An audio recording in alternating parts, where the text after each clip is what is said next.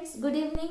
How are you? I hope you are doing well. My name is Sneha Malik. I am from Bangalore. Today I am going to continue my remaining topics of the recursions. So in this video I will discuss about the topic, that is which type of error occurs in the recursion. Second, what are the advantages and disadvantages of the recursion. So in case if anyone have not seen my first part of the recursions, in that I have discussed about meaning of the recursions, type of recursions, and how it is working. Please go and watch that video part 1. I will share the link in description box. And today we are going to discuss about these two topics. What are these topics? First one is which type of error occurs in recursion, and the second topic is what are the advantages and disadvantages of the recursions. So one by one I am going to discuss about these two topics. So first question is which type of error occur in the recursion. So only one type of error. That answer means if you face the competitive exams, in that competitive exam they directly put a question, that is what type of error occur in the recursion. So the answer, without thinking anything, you can simply reply, that is stack overflow error. So what is the answer of this question? That is stack overflow error. So that is the answer. But what is the main thing when it is occur? So it is occur when the base case, or when the as I told you, there are two cases, base case and recursive case. So when it is occur when the recursive case does not reach to the base case. Why we are using the base case? To terminate the recursive case. So when the recursive case does not reach to the base case, in that condition, that error is known as a stack overflow error. Now see the example. If I have written here int factorial n,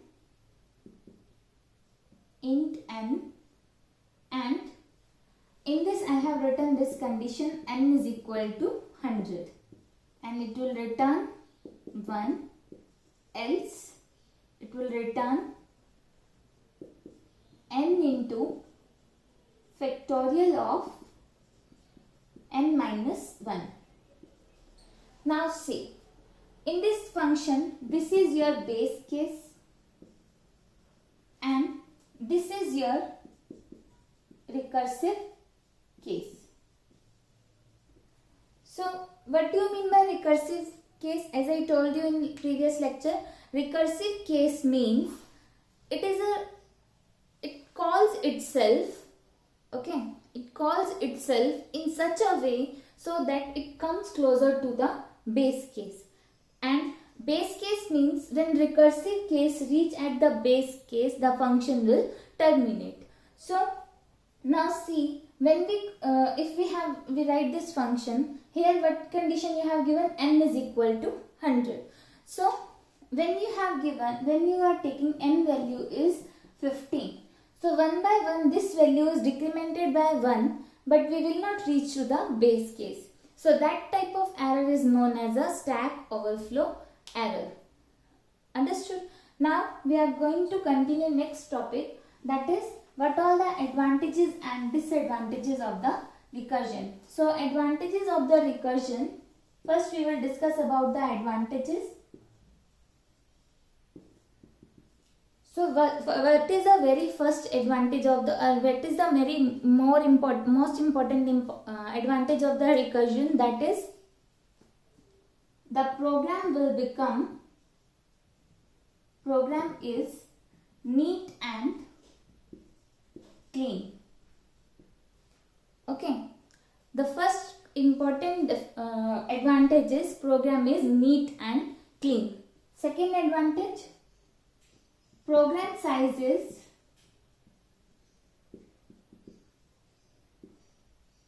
smaller than simple without recursive program.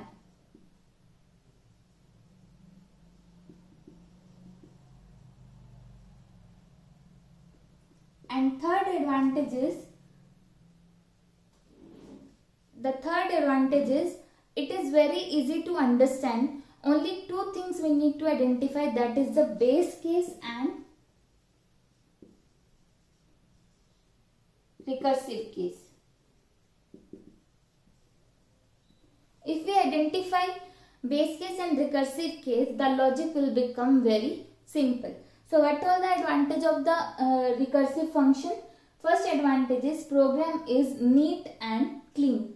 Like if you have seen in iterative loops or in if conditions, there are too much it is too much messy to understand what we where the condition is and then from where the loop is started. Okay. So that's why in recursive we have only one brackets from where the recursive function is start, and in this so that's why it is neat and clean. Second, the program size is smaller than simple program that is without recursive program. Okay, so in simple program the size of the code will become larger instead of using recursive programming. Now the third advantage is, only the difficult thing is that to identify base case and recursive case. Once we identify the base case and recursive case, the program will become, or the logic will become very easy. So we can write a program in few seconds. So these all are the advantages of the recursive function. Now we are going to discuss about the disadvantage of the recursive function.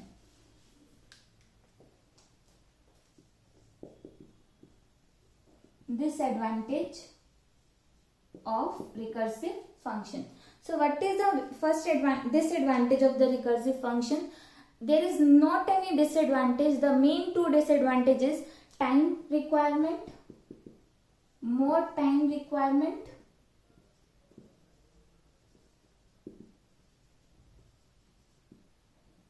and the second is more space requirement. Now you are thinking that, as just I told you, the advantage of this is its size is small, but that is advantage. In code size is small, but in memory it will take more space to store into the memory. Why? Because we are using the stack data structure. Okay, so in stack, how it is working? Like when, as I told you yesterday, in factorial we consider this example. Int factorial int n. In this int, if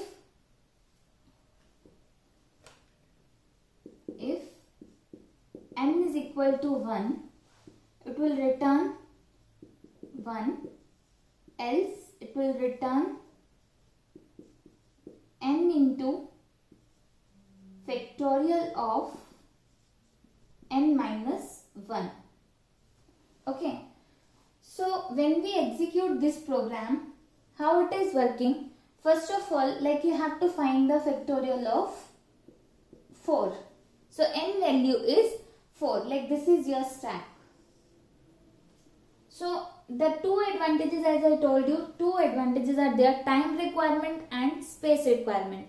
Not in size. In size it is very small. You can write the recursive program in few lines, like 1, 2, 3, 4, 5. Only 5-line code is used to calculate the factorial of any number. Okay. So how the time is more time requirement and how the more space requirement. See, when it is working, so first of all we need to write here factorial of, we write n value 4, so we call this function factorial 4. Then we come to this point, it again call the function factorial 3, then factorial 2, and then factorial 1. Okay, so first we have to store all these things into the stack. That's why it will take more space into the memory. Okay, now till now it does not give any result. So when it will when it gives the result, when we pop out all these functions from the stack. Okay, so at this point we will get the result. How it is working? So first of all, what we have done, we called first we execute this, means first we write in the stack factorial of 4, then factorial of 3, then 2, then 1. When we reach at the top of the stack, it will return 1. So when we pop this value, we have only 1. Okay, after that top of the stack is 2. So we will write here 2 into 1.